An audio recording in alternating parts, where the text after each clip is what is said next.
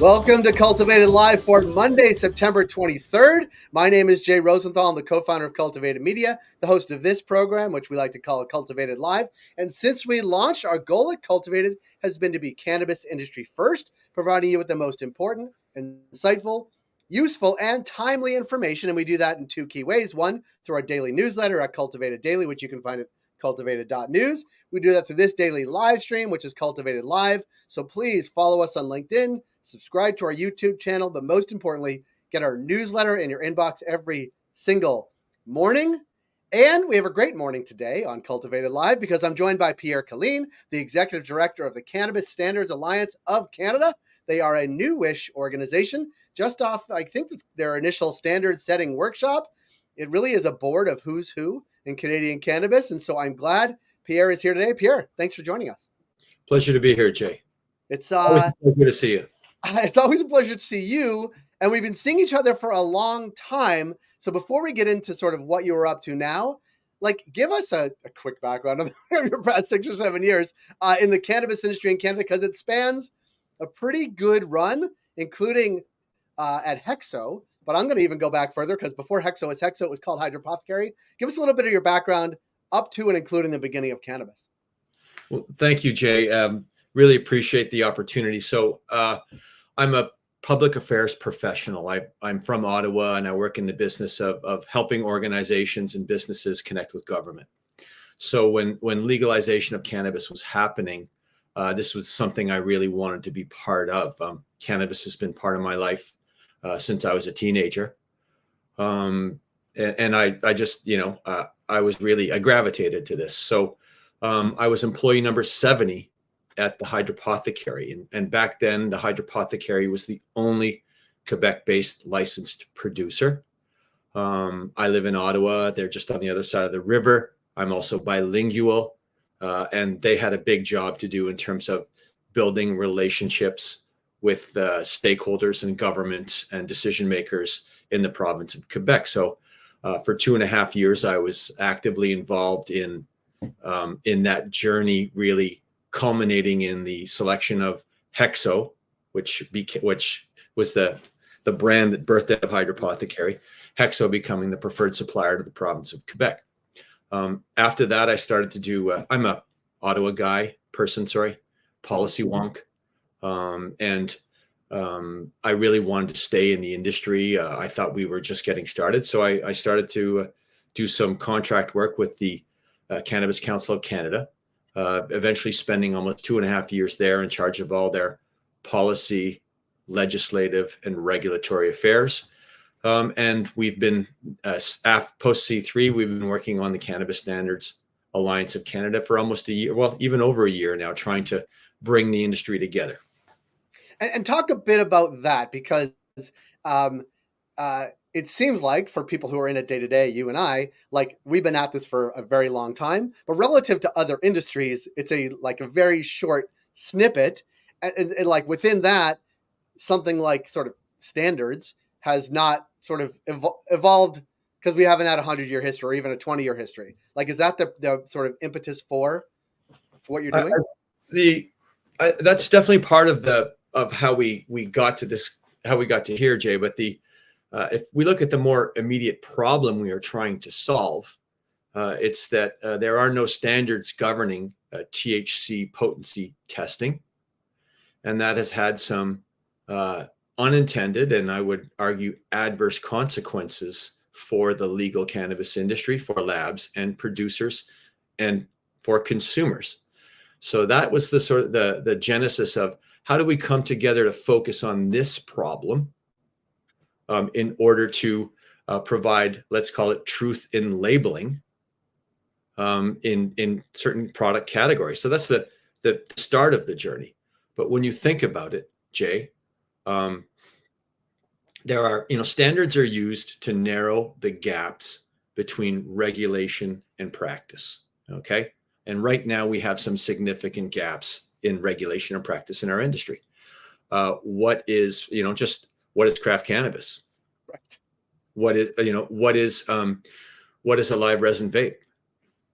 You know what I mean? So, or what is an infused pre-roll, or how do we measure THC in an infused pre-roll?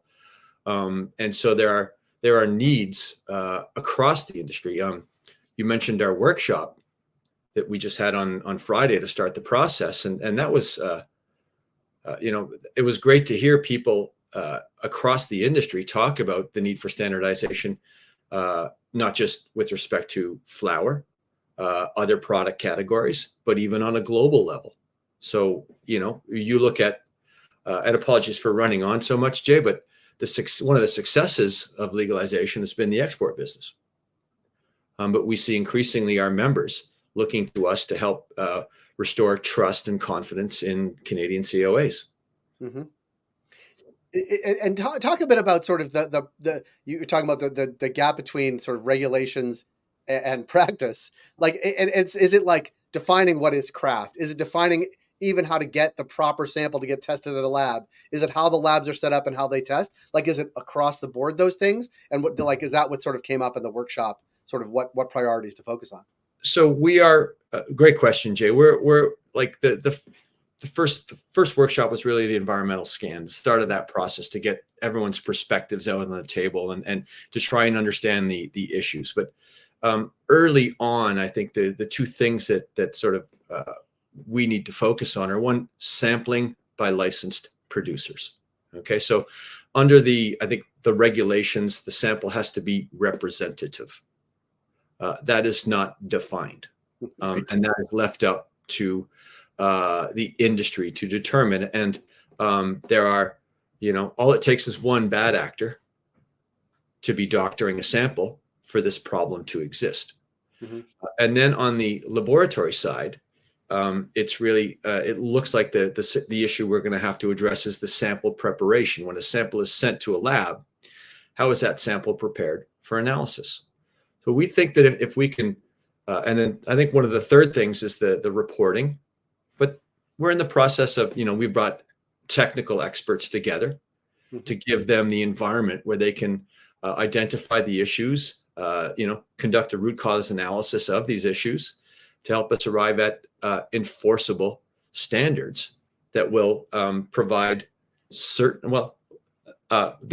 here you go, will be much better than what's currently out there. Right. And it trickle down is not the right verb, but the idea that me as a consumer walking into a dispensary or cannabis retail here in my neighborhood in Toronto, like what I see on the label says it's 24% THC in this case, like that it actually is 24%, or like, there's been a standard behind getting to that 24%, whatever that number is. Because initially it's like, how do you get to the highest percentage possible? Everything a producer would do to get to the highest number possible, including, working with the right lab, if you will. It's been an interesting and frankly, eye-opening journey trying to unpack this solution. And one of the things that struck us in the journey is that people believe that cannabis is so much more than a single number. Right. And we find ourselves regrettably in a situation where the two numbers are price and potency. Right. So we believe that standardization opens up the opportunity to have a much more, let's say, evidence-based or meaningful conversation with consumers about the cannabis plant.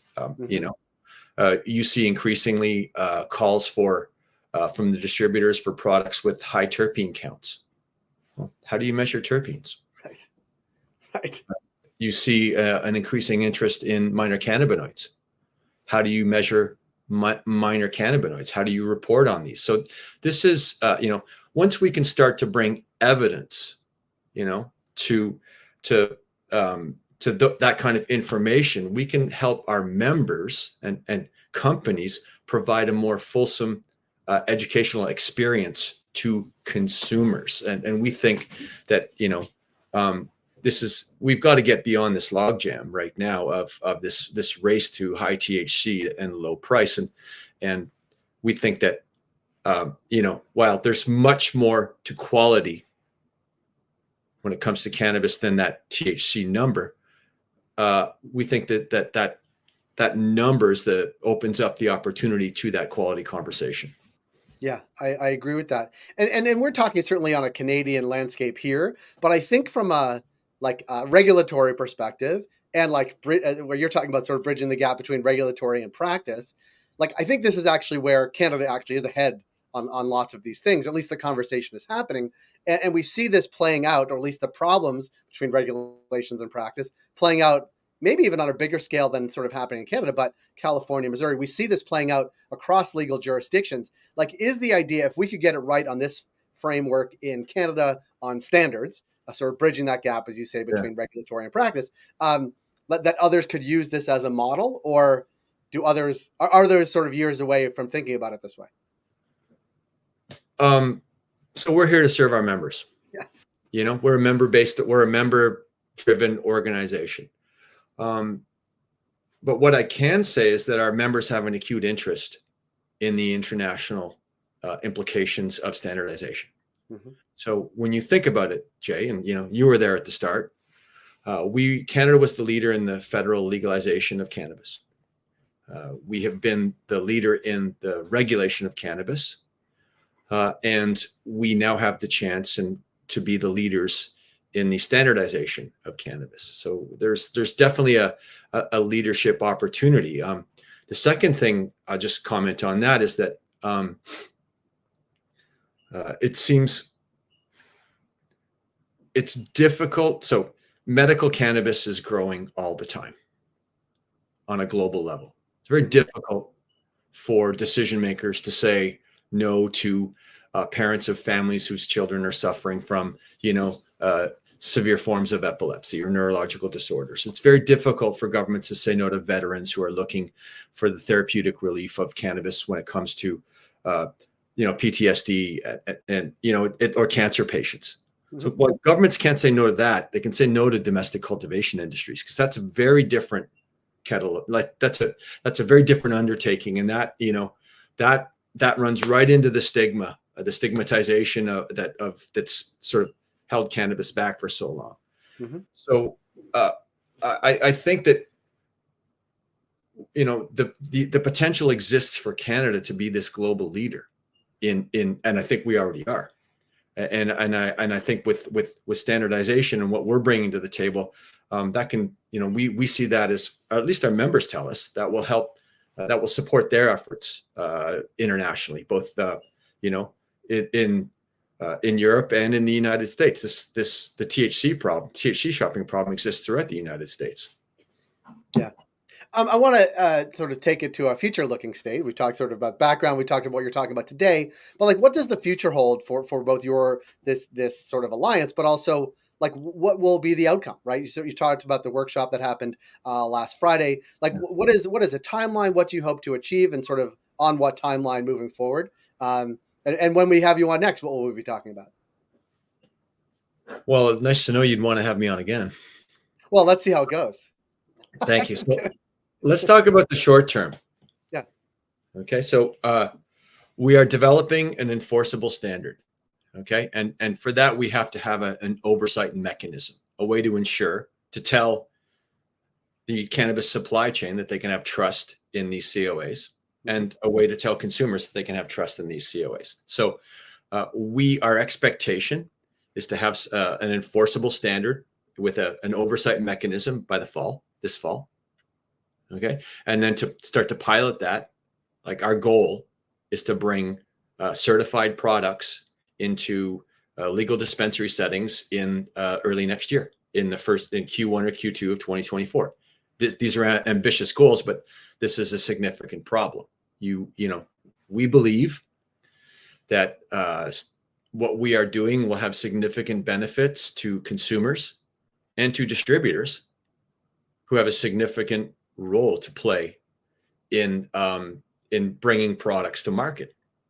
We've seen the OCS be very public about the need for standards.